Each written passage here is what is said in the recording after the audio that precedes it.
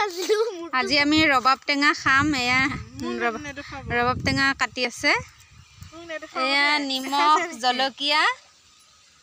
এয়া ধনিয়া পাত আমাৰ ঘৰৰে হয় এইটো কাটিব আছে এতিয়া ৰবাব টেঙা খাই লওঁ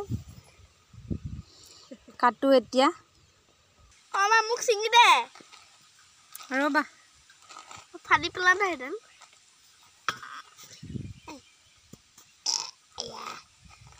ও বাবে ইয়াও দাস